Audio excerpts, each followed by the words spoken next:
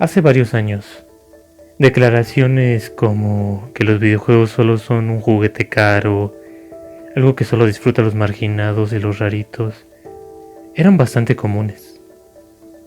Las personas que disfrutaban de este entretenimiento eran rechazadas por una gran cantidad de personas, acusándolos de infantiles, aunque últimamente la idea de ver a un adolescente, a un adulto o incluso a un anciano jugar videojuegos se volvió algo tan común que ahora parece ser al revés. Lo común ahora parece ser que todo el mundo tiene como mínimo un aparato para poder disfrutar de esto. ¿Qué cambió? Ahora los videojuegos no solo son aceptados, sino que también son considerados arte en la actualidad. Pero la pregunta más importante es, ¿qué fue lo que cambió la visión del gamer?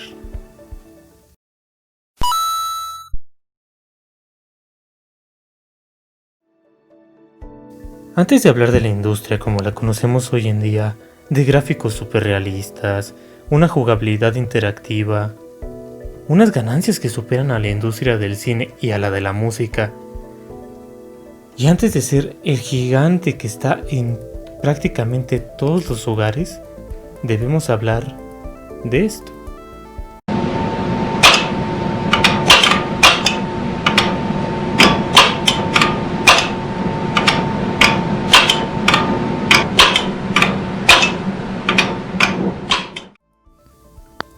Esto, damas y caballeros, es el considerado primer videojuego de la historia, Tennis for Two, creado el 18 de octubre de 1958. Quizás no se vea muy glamuroso o divertido. Después de todo, solo es un montón de líneas y puntos cruzándose. Pero es gracias a este invento que la posibilidad de interactuar con una pantalla usando un controlador fue posible. Tuvieron que pasar 14 años para poder tener el primer videojuego comercial. Hablamos del Pong de Atari. Retomando la mecánica e inspiración del tenis, el juego no era más complicado de lo que se ve. Solo introducías una moneda, girabas la rueda y comenzabas a jugar. Eso era todo. Tan simple como suena, pero tan adictivo para la época. No pasó mucho tiempo para que las personas comenzaran a verse maravilladas y atraídas por aquel invento. La gente se juntaba únicamente para poder ver jugar o jugar ellos mismos aquella atracción. Fue así que las primeras recreativas comenzaron a comercializarse en tierras americanas, consiguiendo las primeras ganancias del mercado. A pesar de que en aquel entonces solo era posible jugar en las máquinas que poseían estos locales, esto no duró mucho tiempo.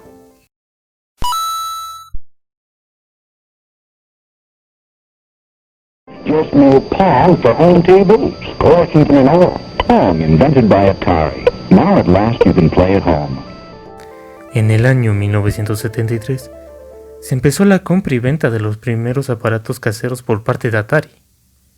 Estos se vendían como pan caliente, era la novedad del momento. Todos querían su versión casera de Pong. No pasó mucho tiempo antes de que empezaran a comercializarse más y más juegos por parte de Atari. Juegos como Basketball en el año 1978, RC Battle en el año 1977, Fútbol en el año 1978, entre muchos otros. La mayoría de estos iban de conceptos bastante simples. No tendrían mayores complicaciones que tratar de sacar la mayor cantidad de puntos. Pues yo creo que los videojuegos estaban en un plano muy experimental en ese entonces.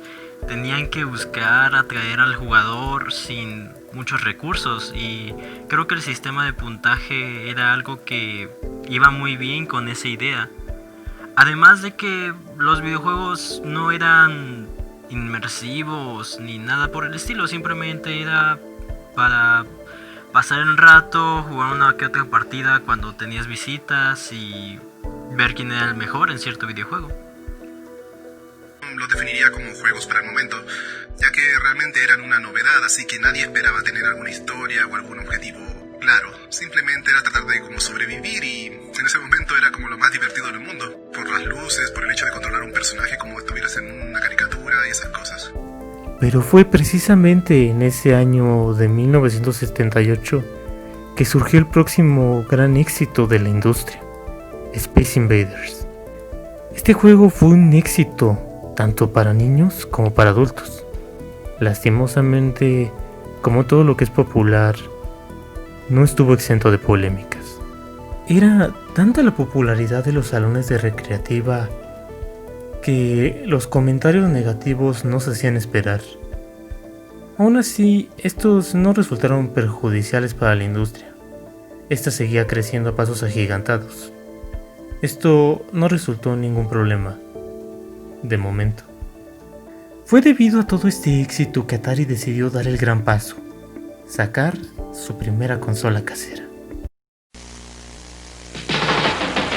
The fun is back, oh yes siree. It's the 2600 from Atari. It's the video system with classics galore, from Space Invaders to cars that roar. Describiría al Atari 2600 como la consola madre, podría decirse, tal vez de la cual empezaron a surgir todas las demás, así que seguramente las consolas que la siguieron tomaron mucho su ejemplo. Cuando el Atari 2600 salió al mercado, fue un completo éxito comercial, vendiendo millones de unidades. La idea de tener los mismos juegos que encontrabas en las recreativas, en la comodidad de tu hogar, era una idea tan tentadora y llamativa que todos querían una. Los videojuegos y por ende Atari empezaban a ganarse un público. Fue tanto el éxito que incluso los estudios Warner se hicieron con los derechos de la compañía y por ende los derechos de la consola, lo que permitió aumentar la producción con el fin de satisfacer la demanda. Sin embargo, fue esta misma demanda y la compra de la compañía lo que provocó el inicio del fin.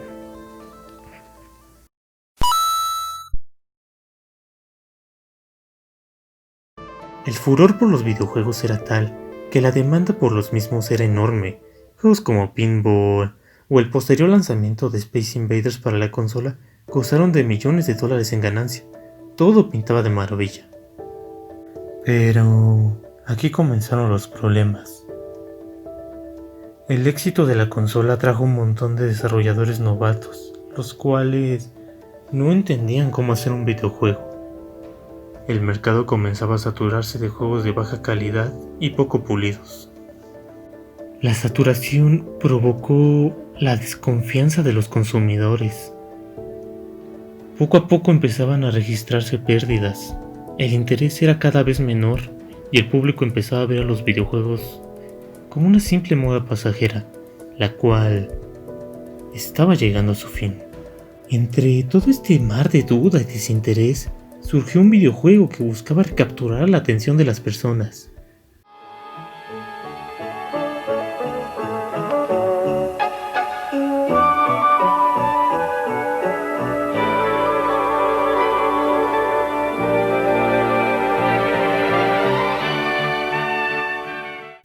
E.T. para Atari había sido anunciado.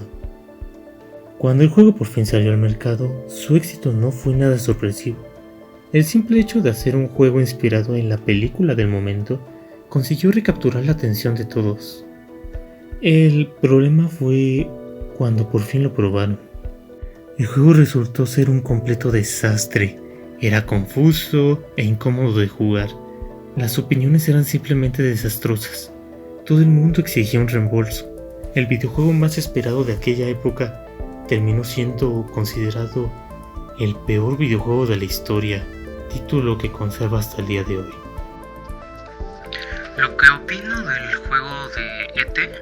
que salió para el Atari, siento que fue una de las grandes decadencias que existió en la época de los videojuegos, ya que gracias a ese juego la mayoría de las personas ni siquiera lo compró porque era demasiado malo, e incluso llegó al punto de que la industria pensaba de que ese negocio ya no iba a dar para más. Es bastante sorprendente, la verdad. No recuerdo haber tenido nunca el juego de E.T. Y la verdad la película me daba un poco lo mismo. Creo que la vi de niño, pero tampoco es que me llamara tanto la atención. Pero por lo que uno va escuchando después del tiempo y todo lo demás, parece que fue como el primer intento desesperado de sacar un juego en base a un producto famoso que era la película. O sea que como que las empresas pensaban que cualquier cosa donde pudieras manipular un personaje iba a servir. No importa si estaba pulido o no el juego, porque eso realmente no importaba en ese momento. Eso era todo. Los consumidores ya no querían saber nada más de los videojuegos. Este enorme declive fue nombrado la crisis de los videojuegos. El ruido y la emoción era mínima. Se les volvió a considerar simples juguetes para niños. El interés de la gente era nulo, y el simple hecho de desarrollar un juego ya era un riesgo en sí mismo. El daño estaba hecho, el mercado estaba empezando a morir en Occidente. Pero, ¿qué es el resto del mundo?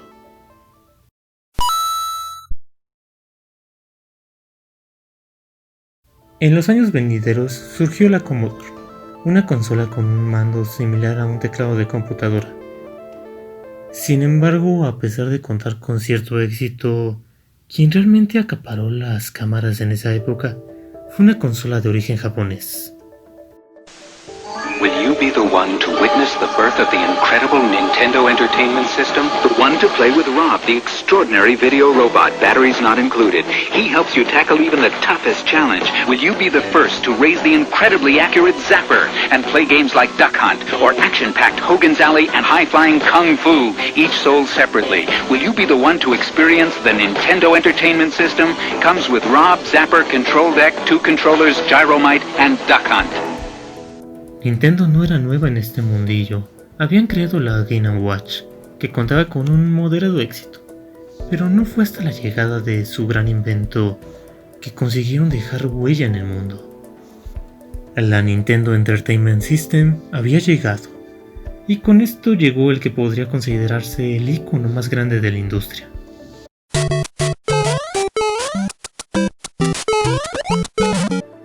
Cuando hablamos de Super Mario Bros. Para la NES, hablamos de un ícono en el mundo de los videojuegos, del juego más vendido de su consola, ya que motivó a más de una industria a crear un videojuego o consola para su competencia. Creo que el primer Mario Bros. Sin duda fue revolucionario por el hecho de que gracias a él la industria es lo que es hoy actualmente. Después de 30 años sigue creciendo y creciendo. Siento que ese juego jamás ha envejecido. Me lo puedo jugar y es como si fuera la primera vez. No me aburre, de hecho al contrario, me sorprende demasiado que unas mecánicas tan sencillas sean tan bien logradas y sobre todo divertidas.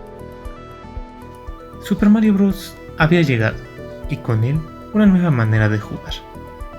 Ya no era solo el intento de superar a tus amigos en ver quién conseguía más puntos.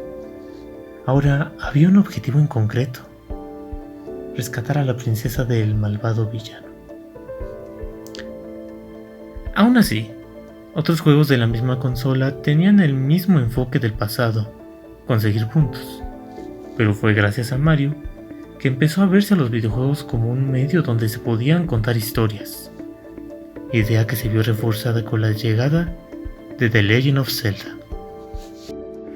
Si yo tuviera que describir The Legend of Zelda en una sola palabra, creo que eso sería mágico, puesto que la forma en cómo te cuentan la historia es algo demasiado intuitivo. No es como Mario Bros. Que tienes que ir del punto A al punto B, sino que te dejan ahí, a tus anchas, abriéndote paso en un mundo en el cual no sabes qué es lo que te vas a encontrar. Y creo que eso es lo que les encantó a los jugadores, que es una aventura con misterio, donde tú puedes ir a donde sea y la incertidumbre siempre va a estar ahí. En The Legend of Zelda tenías el objetivo de rescatar a la princesa Zelda al recolectar los 8 fragmentos de la Trifuerza de la Sabiduría. Sin embargo, a diferencia de Super Mario Bros., este juego te brindaba la oportunidad de explorar un amplio mundo, lleno de calabozos, múltiples enemigos, además de que uno que otro puzzle para poder completar este objetivo. Se podría decir que este juego te estaba dando la opción de salir un poco de tu aventura para que fueras a explorar este amplio reino. Podías pasar horas buscando nuevos calabozos con nuevos enemigos y por ello te recompensaba el juego al completarlos. Se podría decir que esto hizo que el juego destacara. Nintendo con cada nuevo lanzamiento conseguía que las personas voltearan la mirada hacia ellos. Fue gracias a este resurgir que empezaron a salir bastantes compañías de tierras niponas, como Capcom, Konami o Square. Solo por mencionar algunas. Se empezaron a producir varias de las sagas que siguen vigentes y en el gusto popular del público, como Mega Man, Castlevania, Contra, Ninja Gaiden, Donkey Kong, Bomberman, entre muchas otras. Había algo para todos los gustos. Sin embargo, a pesar de que el medio tuvo un avance, aún tenía un largo camino por recorrer.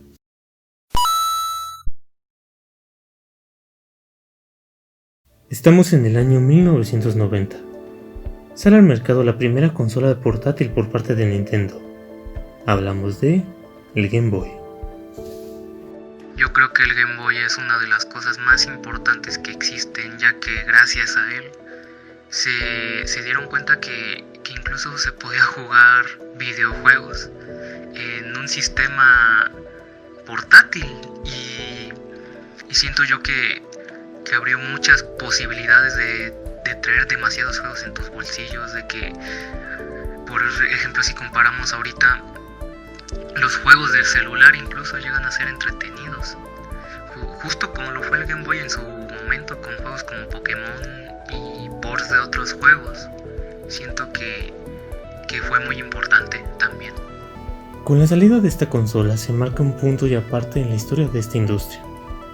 Ahora era posible jugar en cualquier lugar, y si hubo un juego que provocó un enorme furor entre los jugadores, ese sin duda fue el Tetris.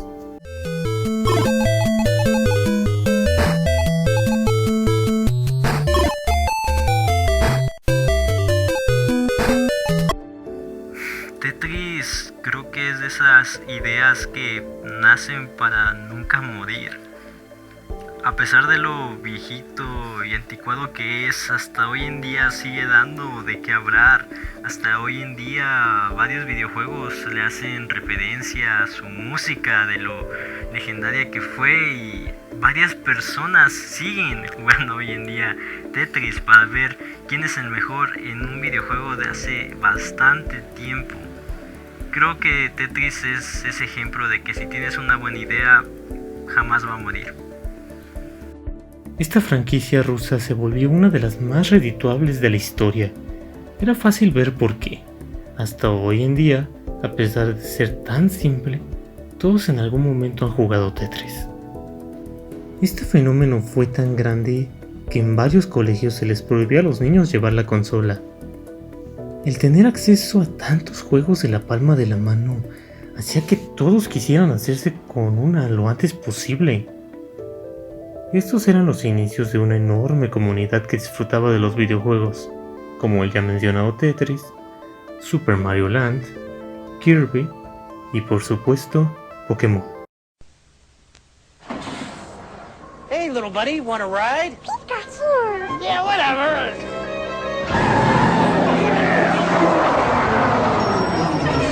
I'll be right back. Where can you catch all 150 Pokemon? On your Game Boy, that's where. Pokemon for Game Boy is here. With both packs, you can catch them all. Games and systems. Me hablas de Game Boy y lo primero que se me viene a la mente es Pokémon. Creo que ese era el juego principal por el que todos compraban la consola. A mi parecer, no recuerdo que nadie más tuviera otro juego y todos hablamos siempre de Pokémon. Yo nunca tuve una Game Boy, pero mis amigos siempre me prestaban las suyas y entonces ahí aprovechaba de ver cómo era el tema y claro, me pegué mucho a la saga por un tiempo, pero al final como era algo prestado tenía que siempre devolverlo, así que no me hacía muchas esperanzas de seguirlo jugando. Me parece tremendo lo que fue. Lo de Pokémon y Game Boy va mucho de la mano. Creo que gran parte del éxito del Game Boy fue gracias a Pokémon y a Tetris, respectivamente. Creo que Pokémon dio ese giro que necesitaba la industria, de que podías tener compañeros en un viaje y llevártelo a todos lados, de que podías capturar infinidades de criaturas creadas en ese mundo, llevarlos, pelear con ellos, ganar cosas, etcétera, todo en un mismo juego. Yo creo que Pokémon sí ha sido de las franquicias más vendidas y que supo hacerlo bien de alguna manera. Tristemente, aunque los videojuegos eran disfrutados no solo por niños, sino también por una buena cantidad de adolescentes y adultos, todo el daño provocado años atrás por la crisis de los videojuegos había dejado secuelas en el medio. Principalmente la estigma de que esto era solo para niños. Más de uno era juzgado o criticado por perder su tiempo en jueguitos. Bueno, que básicamente te podían dejar ciego, o que podían crear adicción, lo cual, eso sí, estoy completamente de acuerdo, ya que todo el exceso es bastante malo. También que te podían volver violento y cosas así. Eso ya creo que va en cada persona, no tiene nada que ver con este medio. También tiene que ver con la relación con tus padres y tu familia para que discutan este tipo de cosas. Así que eso sería más que nada los comentarios negativos y tal vez usar mucha luz. Al no ser un hobby tan común como lo podían ser los deportes o la música, a muchos les era difícil comprender cómo tantos jugadores se divertían con algo que en apariencia resultaba ser tan simple. Sin embargo, era inevitable. Los videojuegos eran un medio que empezaban a ganarse un espacio en el colectivo popular. Yo creo que los adultos o adolescentes disfrutaban los juegos para pasar el rato, para sacarse un poco el estrés, y los niños, como yo en esa época, más que nada era como un estímulo, o sea, era ver imágenes, escuchar sonidos que no podías ver normalmente en la tele, y que te impulsaban a ir a una aventura, era como algo más de imaginación. Supongo que los que más disfrutaban eso eran los niños, pero quién sabe. Esa es por lo menos mi impresión. Atrás había quedado la NES, y al mercado habían llegado la Super Nintendo y la Sega Genesis. Pasábamos de los 8 a los 16 bits. Realmente mi experiencia con la Super Nintendo fue algo grandioso y es algo que me encanta recordar. Me la pasaba mucho tiempo jugando mis juegos favoritos de ese entonces, los cuales eran la trilogía de Donkey Kong Country, que hasta la fecha lo sigue siendo. También un juego donde Mickey Mouse es un mago, no recuerdo exactamente el nombre.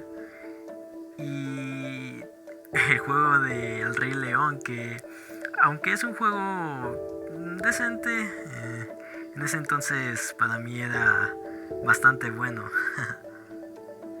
Le tengo mucho cariño a la Super Nintendo, ya que fue una de las primeras consolas que probé, y tengo que admitir que me atrajo tanto por sus juegos coloridos como sus aventuras. Además de que era algo increíble ver cómo tú tenías el control de las acciones del personaje. Te sentías parte de la aventura. Tú eras aquel personaje que salvaba al mundo, rescataba princesas o competías en carreras. Era algo fabuloso. Y no solo me atrajo a mí, sino a toda mi familia. Juegos como Super Mario Bros., La Leyenda de Zelda, Mega Man, Kirby, entre otros, eran los juegos que nos pasamos horas en ellos, viendo quién era el mejor o pasaba tal nivel.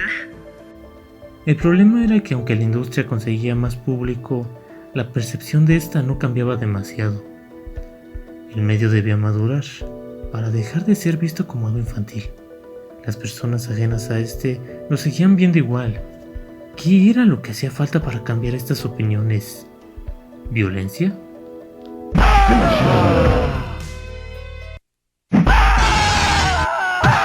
Sub-Zero wins.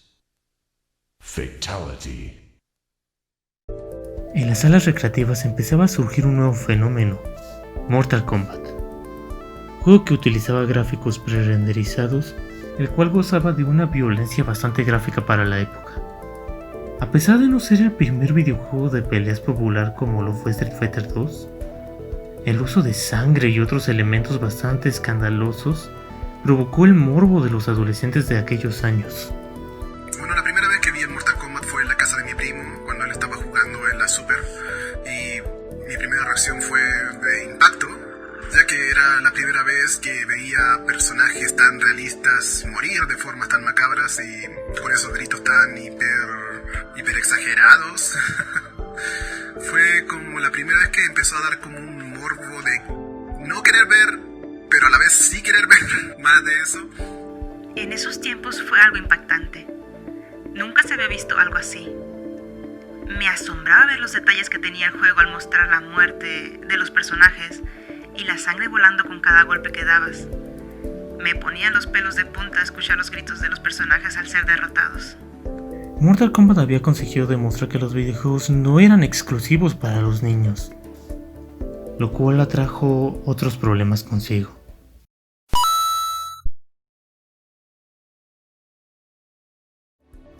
Mortal Kombat consiguió tanta popularidad que su arribo a las consolas caseras del momento era inevitable.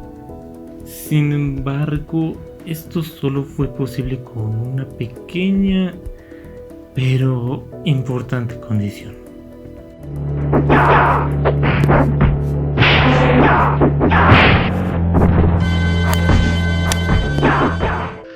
Yo creo que la censura sí era importante, más que nada para llegar a un público mucho más amplio, porque si hiciera un juego que era muy sádico, por así decirlo.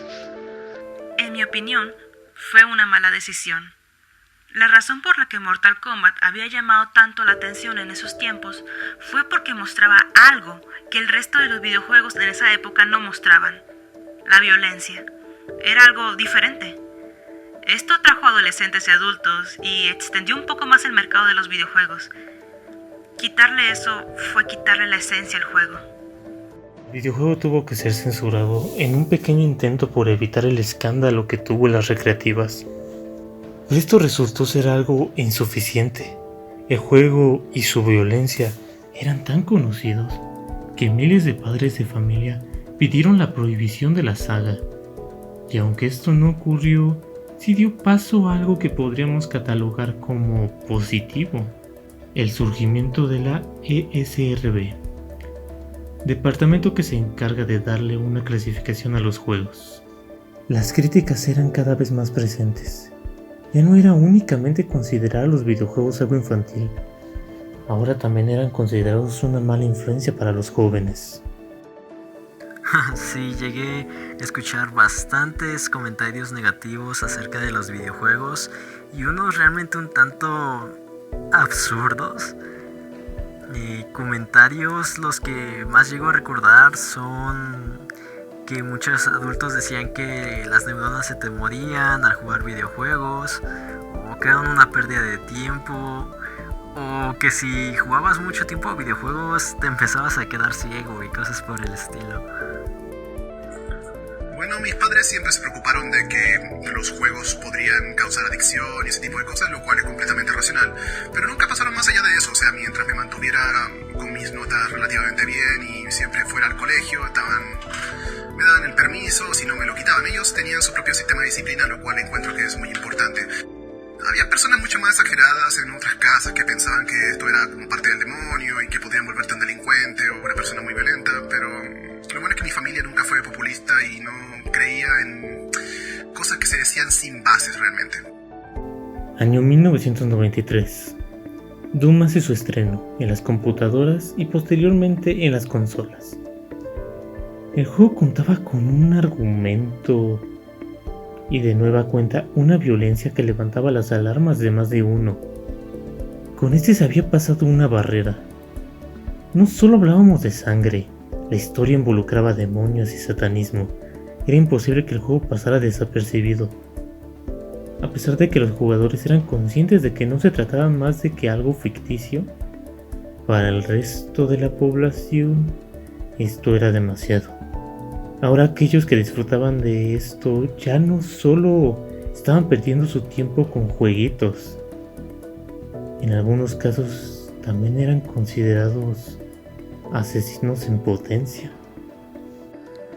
Pues a mi parecer Doom es un juego muy bueno, pero situados en la época en la que salió se me hace una apuesta muy arriesgada, ya que aunque hoy en día sus gráficos parecen o son primitivos, para ese entonces era algo realmente bastante violento y además era arriesgado por todo este tema de de que te enfrentabas a demonios y la gente en ese entonces solía ser muy sensible o supersticiosa. La verdad es impresionante que un juego así haya salido a la luz. Y creo que gracias a Doom tomó un papel importante en que salieran shooters importantes después, o que la violencia se empezara a popularizar o tomar como algo normal en los videojuegos. El primer Doom se me hace un buen juego. De hecho, llegué a jugarlo cuando era niño en la computadora y se me hacía un juego muy entretenido. Mi madre solía decir que la razón de nuestras pesadillas o temores era por culpa de los videojuegos, que supuestamente soñábamos en los monstruos o enemigos de estos. Luego le entró la idea de que había demonios en ellos por los audios o voces que solían emitir algunos de estos juegos. Teniendo en cuenta la época, la calidad de audio no era tan buena. Pese a las críticas, el medio siguió adelante. Aquellos comentarios no afectaron para nada el crecimiento de este. Seguían saliendo bastantes juegos de calidad. Pero el tiempo no se detiene y era momento de dar el siguiente salto. Pasar del 2D al 3D.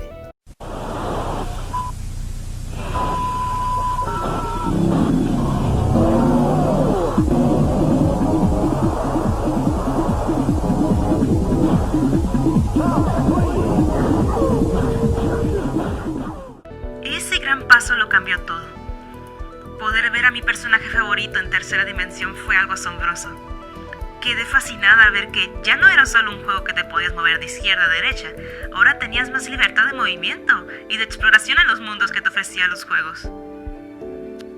Estamos en los años 1995 y 1996. Salen al mercado la PlayStation 1 y el Nintendo 64. Me divertía tanto con juegos como La Leyenda de Zelda Ocarina del Tiempo o Majora's Mask, Super Mario 64 o Banjo-Kazooie o Toy. Pasaba horas jugando Super Smash Bros, Mario Kart o Mario Party. También Diddy Kong Racing, juegos donde podías unirte hasta con 4 jugadores, aumentando la diversión en cada partida. Con la Play 1 la pasé de maravilla porque había muchos juegos increíbles que se podían jugar solo. Y además, que yo la tomaba más como una consola personal. O sea, yo tenía muchos juegos de uno, también tenía juegos de dos, claro, pero había muchos juegos que yo podía disfrutar en mi tiempo libre. Y ahí donde conocía a mi juego favorito, que era Final Fantasy, tenía muchos juegos con tramas y cosas que simplemente Nintendo no me daba. Y desde entonces empecé a pegarme mucho más a las tramas e historias en los juegos. Yo tuve más un PlayStation 1 y realmente mis juegos favoritos de la consola eran la trilogía de Crash Bandicoot. Y de 64 jugué mucho Super Mario 64, creo eran mis 2 juegos favoritos de todas esas consolas. Hemos dado un gran salto, no solo en el apartado visual, sino también en el apartado narrativo. Juegos como Metal Gear, Ocarina of Time, Final Fantasy VII, Resident Evil, acercan al medio algo más cinematográfico. Ya no nos limitábamos a simples cajas de texto. Ahora los personajes tenían voz propia. Podías ver la historia de una manera más directa. Los desarrolladores sabían que los jugadores ya no eran niños. Aquellos que crecieron con el Atari 2600 ya eran adultos. Y aquellos que crecieron con el Game Boy o con el NES ahora eran adolescentes o adultos jóvenes. Las historias de salvar a la damisela en peligro tenían que evolucionar. A pesar del enorme cambio, por fuera las cosas no estaban mejorando. Pues realmente tengo 2 opiniones con este tipo de personajes. Y es que, en primer lugar, creo que era más fácil diseñarlos de esa manera. Hacer atributos grandes o, por decirlo de alguna manera, no ser tan precisos con el tamaño. Y lo segundo es que pues aprovecharon eso, trataban de apuntar a un público más maduro y obviamente tratar de conseguir más atención o más público mediante este tipo de estrategia. A esta edad yo creo que los diseños de Lara Croft o Tifa son demasiado atractivos para el público, tanto masculino incluso femenino a estas alturas. Creo que tienen ese carisma que muchos personajes masculinos tienen y ese reconocimiento que tal y como dices es llamativo y hace que de alguna manera quieras jugarlo, ¿no? Las polémicas ya no se limitaban únicamente a la violencia, sino que también al contenido sexual de algunos juegos. Personajes como Tifa, Chun-Li o Lara Croft no escaparon del ojo público, empezando a acusar al medio de misógino. Ya para este punto, saber si las críticas cesarían era casi imposible.